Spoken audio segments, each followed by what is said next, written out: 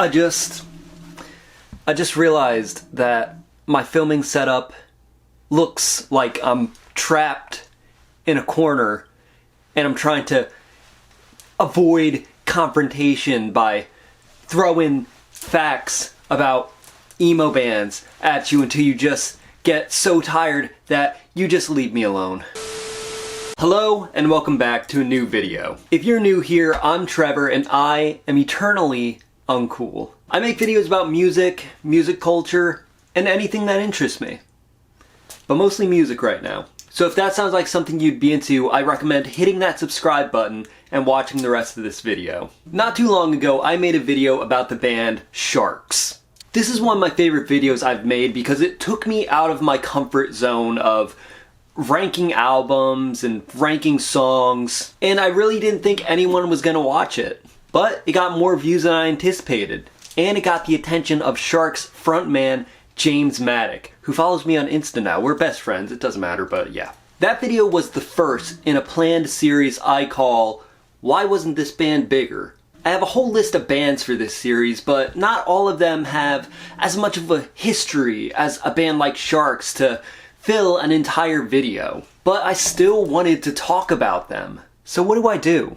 Don't worry, because I'm going to tell you. What I'm going to do today is talk about 3 bands that I think should be bigger, but don't warrant their own solo videos. These bands all experienced varying levels of success within their own individual scenes. Some of them were established artists who wanted to branch out. Some were young bands with a lot of promise and potential. Some were at the right place at the right time. But for whatever reason, they just didn't get as big as they should have. What happened to these bands? Why weren't they bigger? Today, I'm gonna answer those questions. So grab a drink, a snack, and a friend, and let's get into the video.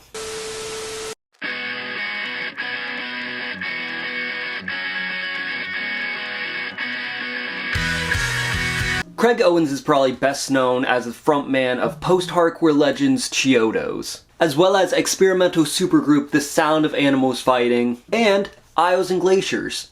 Islas and Glaciers. Or maybe you know him from Destroy, Rebuild, Until God shows. But did you know Craig Owens had a piano pop side project? No. Well. Aren't you lucky that you have me? No!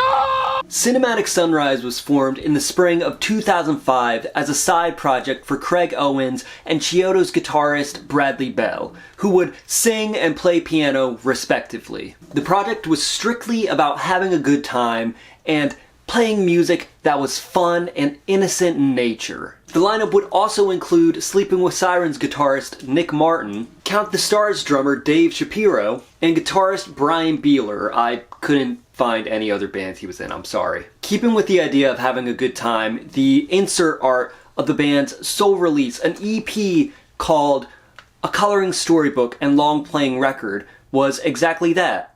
A coloring book. It even included colored pencils, which upset Craig Owens because he wanted crayons.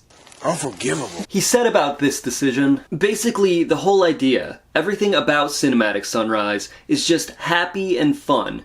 And there's nothing more fun than coloring. A lot of bands are worried about being artistically credible or appealing to the masses. But what's more artistic and appealing than coloring?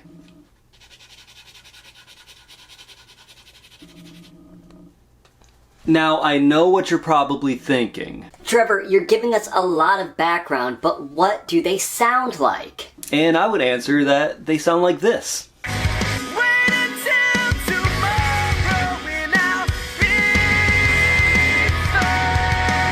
And like this.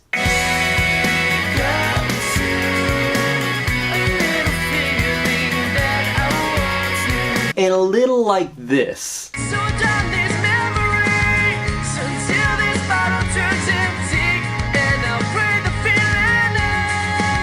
I really like these songs, they're just nice to listen to. I remember hearing the song Pulling a Piano from a Pond on a mix CD that belonged to my older brother and just being mesmerized by it. Why wasn't Cinematic Sunrise bigger?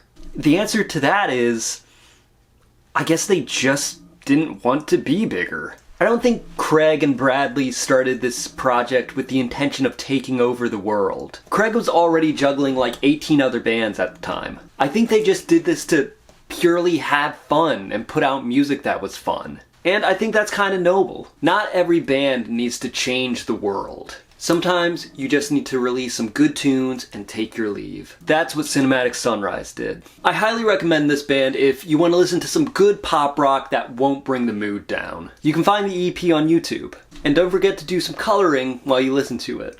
Is yellow and orange.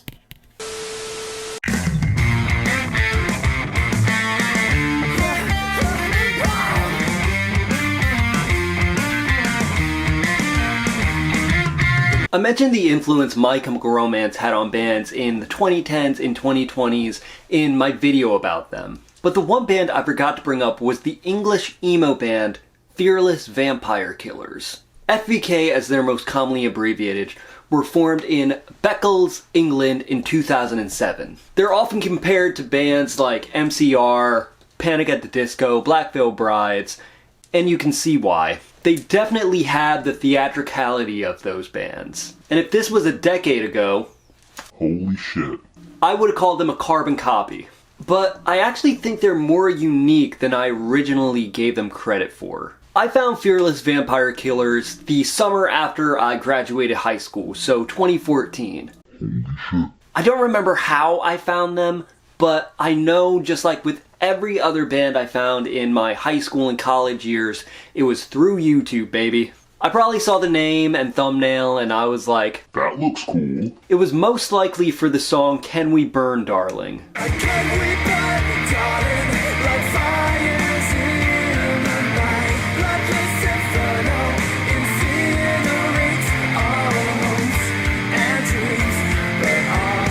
This song is actually pretty sick. I listened to a lot of MCR knockoffs in college, like Snow White's Poison Bite and Aiden, and I can't say that I come back to them very often or that their material holds up, but I still really like FVK and Can We Burn, Darling. They felt like the stand-in for My Chemical Romance that we all needed. The center of the town, the sky seems starless, all we can do is climb, and I'll wait in the mortuary with a taste for those ketamine queens. But can we burn, darling, like shadows in the night?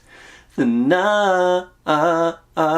The band formed in 2007 under the name Remember When by a group of childhood friends. That would pretty quickly dissipate and they would regroup under the name Fearless Vampire Killers, taken from the horror comedy of the same name. And just like MCR, FVK were very hands-on and ambitious with their work. Guitarist Shane Sumner would do all the artwork for their albums and their merch. Lawrence Beveridge would even write a novel to go along with their EP In Grandemonium. They would incorporate stage outfits that took inspiration from the steampunk aesthetic and the fashion of 1800s France. I've said it before, I love when bands have a uniform or an interesting look instead of just wearing jeans and a t-shirt. It helps you stand out from every other basic ass band out there. Their debut album, Militia of the Lost, was a concept record released in 2012. The album is about 5 men who cross paths and get thrown into a world of horrors and the events that lead to the city's palace being set on fire,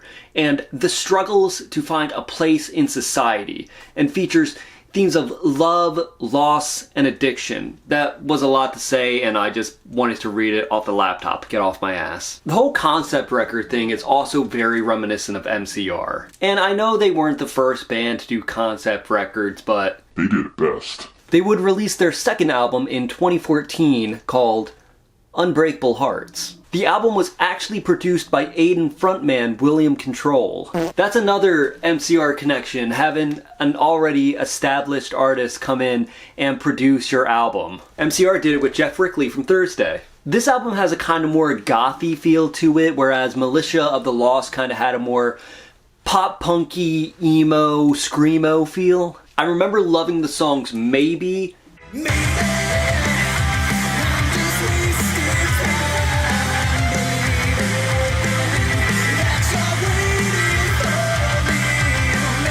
and Neon in the Dance Halls.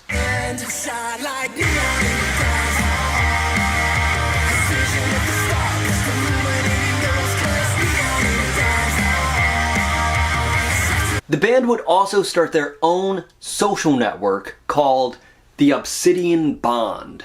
It was created as a place for the alternative to forge a creative community. I remember when this happened too. I never used this site because I hated social media at the time. I think I didn't even have an Instagram. I think I only had a Facebook and maybe a Twitter. But it's such an interesting thing for a band to do. You see these bands that have huge, loyal, almost cult-like followings, and it would make sense for a band like that to start a social network. FBK are really pioneering in the way that fans connect with artists. I can't think of any other band in like 2014, 2015 that was starting their own social media platform. In 2016, the band announced that they were breaking up after the departure of Kemp.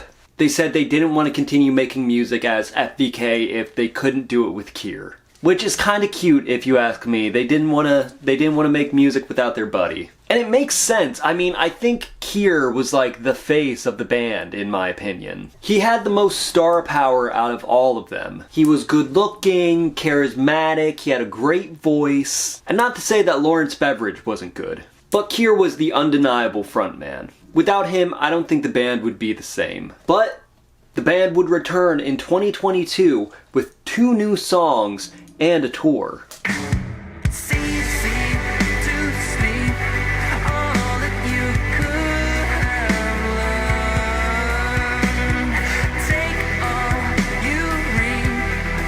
And it seems like they're making a comeback. But unless you were already a fan, this probably didn't make it into your news feed. Why is that?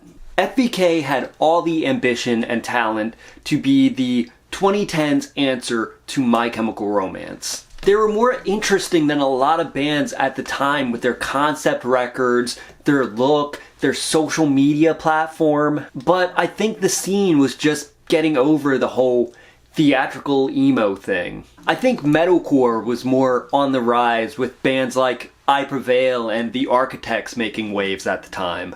FBK was just kind of too late. But who knows? Emo and pop punk are back in fashion with bands like Palais Royale and Water Parks. Maybe Fearless Vampire Killers can make a big comeback. I definitely recommend this band if you're into MCR or Panic or Black Veil Brides. They're definitely a band that would have fit right in with the 2000s scene. If that's your vibe, then definitely check them out. You won't regret it.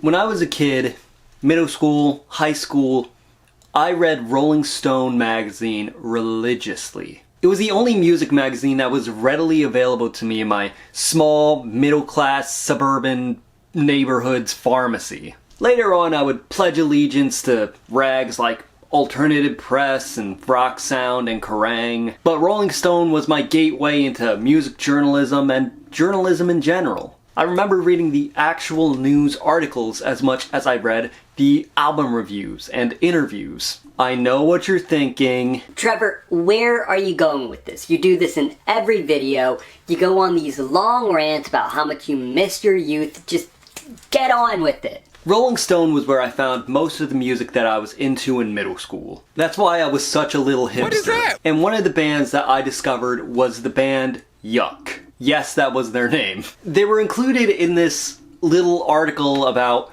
bands that sounded like they were from the 90s that also included Cage the Elephant. Yeah, that's right, Cage the Elephant. And you probably know who Cage the Elephant are, but you might not know Yuck. Yuck was formed in London, England in 2009 by Daniel Blumberg and Max Bloom. They took influence from underground 90s bands like Dinosaur Jr., Pavement, My Bloody Valentine, and I didn't know any of these bands when I read the Rolling Stone article. The 90s bands I was into were very surface level. Nirvana, Counting Crows, Smashing Pumpkins, Third Eye Blind. I didn't know anything about shoegaze or lo-fi or dream pop. I discovered all those genres and all those bands via Yuck. Yuck recorded their debut album in 2010 in Max Bloom's parents' house and released it via Fat Possum Records. I remember the Rolling Stone article listed songs for each band that you should listen to, and the one they used for Yuck was the song Georgia.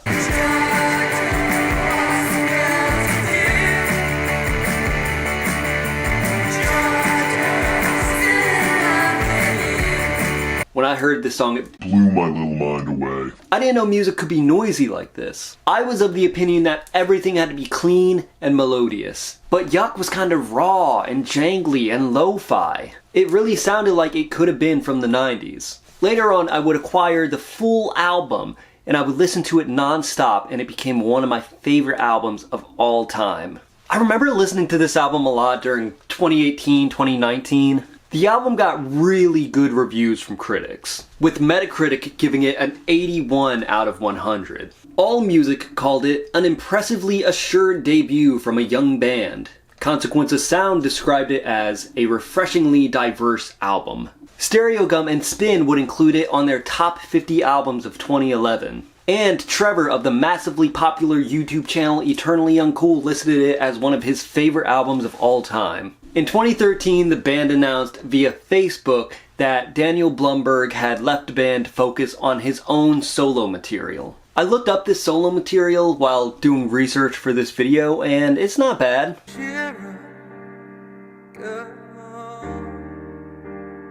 Nothing ever changes in this world. But the band would continue on and release their second album, Glow and Behold, in September of that same year. I didn't listen to this album very much, I'm gonna be honest with you. By 2013, I had established myself as a staunch pop punk and emo devotee. I had kinda outgrown my hipster phase. I can't name a single song on this album without looking at the track list. I can't tell you what any of them sound like. It just wasn't on my radar at the time. And many reviewers saw this as a sophomore slump, citing the loss of Blumberg as the reason the album lost what was special about the debut. AllMusic even said that this album breaks the heart of anyone who fell in love with Yuck because of their debut album. Damn, that's like salt in the wound. Yuck would get a new guitar player in Ed Hayes and released their third album in 2016 called Stranger Things. Stranger Things. Wait. Were they trying to piggyback off of the success of Stranger Things? When did Stranger Things come out? Okay, so Stranger Things, the show, premiered in July of 2016. And Stranger Things, the Yuck album, was released in February of 2016. So this album was first. Duffer Bros, you have some explaining to do.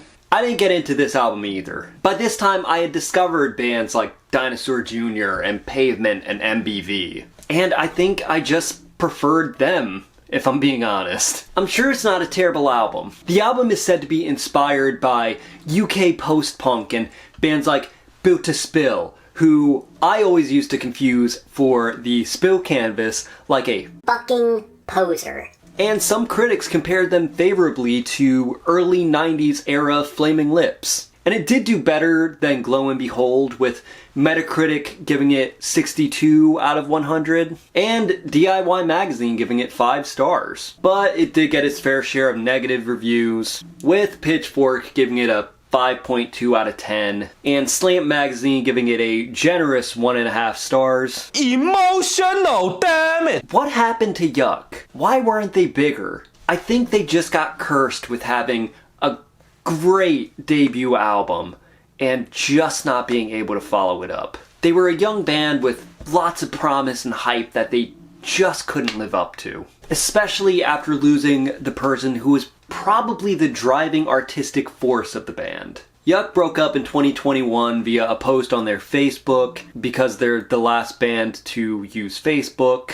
And that sucks because I would have liked to see them release more music and maybe try to recapture the magic of their debut. But we don't live in a perfect world. If we did, I'd have 1 million subs and endless coffee forever. If you like 90s music, especially more underground stuff like Pavement or Guided by Voices, then I highly recommend giving Yuck a try. And if you don't check out any of their other albums, check out their debut. This is honestly one of the best albums I've ever heard in my life. And if you can get your hands on the special edition that has the B-sides, that's the better copy, in my opinion. Definitely check it out, you won't regret it. Have you heard of any of these bands? Do you think any of them deserve to be bigger? Let me know in the comments. That's gonna do it for today's video. I hope you enjoyed it. And if you did enjoy it, I recommend Body slamming. the like button. And if you like this video, who knows? You probably have someone else in your life who would like it too. So share this video with everyone you know. Trevor, you can't possibly be serious. Everyone I know? That's impossible. No, share it with everyone. Friends, family, co-workers, the homeowners association. I'm a small independent creator who does pretty much everything on his own, and every like, every comment, every share, interacting with this video in any way just really helps me out a ton. If you watched this far into the video, I thank you. As always, I'm Trevor. Stay uncool. That's the end of the video. Goodbye.